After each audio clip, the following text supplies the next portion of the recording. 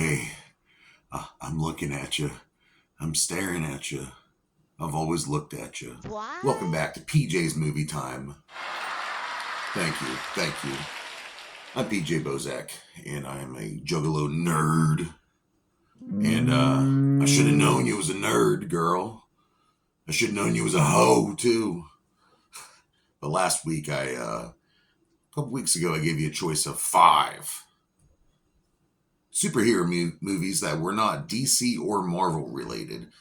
And it came down to a tie between last week's choice, which was Super by James Gunn, which I freaking loved. I hope you enjoyed that review. It was really cool. You can watch it on YouTube right now. And I also hope you enjoyed the tiebreaker because the other movie we got was Spawn from 1997. And I sounded a little hesitant a while last week when I said I was going to review this movie. When I saw this movie, I saw it in 1998 and I saw a theatrical cut of it. And I hated it. Fucking hated it. And I didn't really know there was a director's cut. So that's what I'm reviewing today is a director's cut. And it is a New Line Cinema movie, Spawn, 1997. Of course, it was created by Todd McFarlane, who created Image Comics. Boy, that guy's a nutcase, but I love him. I love him. He created this character, Spawn, pretty much a superhero from hell, a government mercenary who dies in this crazy terrorist-related accident, and he makes a deal with a demon in hell, and he has to come back with this crazy suit, kind of like a symbiote, and it's got like hell powers and hellfire and this crazy cape and telepathy and chains and murder and bullets and fucking shredded limbs and fucking skin eviscerations and all that crazy shit. So, and his name's Al Simmons. And of course, there's a love story involved because he had a wife before he died. And the only reason he went back to run Satan's army was to be back with Wanda. It is directed by Mark Dippe. It is written by Alan McElroy. Now this guy's pretty cool. He also helped write some of the episodes for the HBO animated series of Spawn, and he also wrote Halloween 4: The Return of Michael Myers. So that guy is definitely cool. The budget for this movie was $45 million, give or take. And in the US, they got an $87 million back box office, which is that's pretty good. That's pretty good for Image Comics because at the time, superhero movies in the late 90s, you had Batman and Robin. You had, what else? Really, that's not a really crappy Nick Fury movie with David Hasselhoff. Superhero movies did not get taken seriously like they do now. I mean, people still don't take them serious, but you know they're more respected now, if you know what I mean. So Todd McFarlane, he said he's been writing a movie script since 1992 when the character Spawn came out, which the first issue sold over 1 million copies, by the way. It was popular. And by the way, Image Comics wasn't like DC or Marvel where they went by a comics code where they couldn't include too much violence, blood, or sexuality. Image Comics had no rules. You could do whatever. Just like Kitty. That's this kitty cat baby. She does whatever she wants to. All right, starring in this motherfucker. We got Michael J. White playing Al Simmons / Spawn. He does an amazing role. He's very passionate about the role. He did his research. To this day, he loves being a part, being recognized as Spawn to this day. I'm pretty sure he would be willing to come back if they allowed him. What are you doing, baby? We also got Michael Hughes. Yes, you see him in a lot. He was in Wes Craven's New Nightmare and among so many other movies. And he played a slow kid named Zach. Martin Sheen, yes, the late great Martin Sheen plays the villain Jason Wynn, who's also out of the comic book, playing his best friend Terry, that Juggalo wannabe DB Sweeney. He tries to sneak into the gathering every year. We have John Leguizamo playing the Violator / Clown, which is a demon from hell who's got a very, very big potty mouth. And he has a clown form and he has a demon form. And it's pretty scary when he's in a demon form. But actually, that's one of the beefs I had when I was a kid. Because I was like, John Leguizamo can't be this clown. But looking back at it, it's fucking brilliant.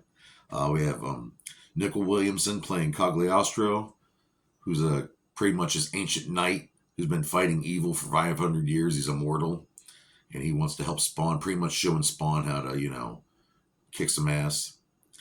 Teresa Randall playing Wanda Simmons, which is, Al's wife, and it's pretty much what it's about. Al Simmons, he's a mercenary, he kills people. He works for this, Jason Wynn guy who's very shady. He's involved in the witchcraft and talking to hell, and he wants to release a biochemical flu or something like that to kill almost everyone, so that hell can go and take over heaven with all the new souls they have after all the deaths. And Spawn is sent there, of course, to start all this, but Al Simmons, who deep down has a pure heart, he realizes I ain't doing this, and so he was going to take down Jason Wynn, get revenge, and he's also going to tell the devil to go suck a fat one. Yeah, it's pretty cool. It's good stuff. And like I said, Todd McFarlane created this thing. He also had McFarlane Toys, which he still makes to this day. Creates good toys for Image Comics, DC Comics, cool stuff. Really, really cool toys. But at the time, he was looking for some Columbia Pictures wanted it, and they didn't give enough creative control. But he gave it to New Line Cinema for $1. That's right, $1. $1. And the only thing he wanted was creative control and the merchandising rights. Really smart guy with McFarlane here. So the visual effects were freaking awesome in this movie at the time. If you watch it now, it's very dated. It's early CGI. I think the original cut had 70 visual effects, and then the theatrical cut had 400 visual effects. But we had K&B effects, and we had Robert Kurtz and Howard Berger, and a freaking horror god, Greg Nicotero, working on all these costumes. Just great stuff. Good shit. The visions of hell are really cool. There's a really cool special effects department for that too. But back to Greg Nicotero, Robert Kurtz, and Howard Berger. The suit for Spawn was so good. The guy who played Al Simmons, Jay White, he Michael Jay White, sorry, not Jay White from AEW. He had to go through like 4 hours of prosthetics. John Leguizamo, same thing. He got welts on the back of his neck. Just these guys could barely breathe. Their skin couldn't breathe. They were in these prosthetics for hours. And props to those guys for putting it up. And they originally weren't going to include the visions of hell at first, which was pretty crazy, I thought, when I heard about that. And but it was pretty cool. I mean, looking at it now, it's a little tacky and stuff, but I think it's pretty cool. The music in this movie is pretty tight too. The guy in charge of the score is Grame Revile. He had some goodies picked out, like Marilyn Manson's "Long Hard Road Out of Hell." Love that jam. And then we have Korn Kick the PA. So it's pretty decent soundtrack there. And also Image Comics and Todd McFarlane also licensed HBO to do an animated series, which is really good, in my opinion, better than the movie. If you ever get a chance, get on HBO Max and watch the Spawn animated series. It's really good. It's true to the comic. It's pretty dope-tastic. And like I said, the visions of hell are really cool. But whenever Al Simmons gets blown up, when Jason Wynn has him killed, he's exploded, he gets sent to hell, he's charred, his whole body's like charred. He has no penis anymore, and he doesn't have any ears either. He can still somehow see, and I hope that his junk group, I don't know. I worry about whenever I see a superhero lose their penis, unwillingly. And he also has the coolest fucking cape of all time. This thing freaking can stretch as far as it wants. Doctor Strange's cape's really cool, but I think Spawn by far has the coolest cape of all of comic books, all the metaverse.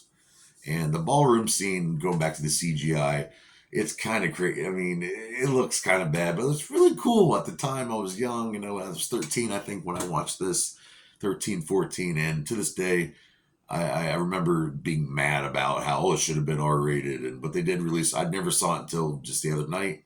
And what do I rate Spawn from 1997? I'm gonna have to rate Spawn from 1997 2.5 out of 5 dog dicks, and that's a good rating. So join me here next week on PJ's Movie Time.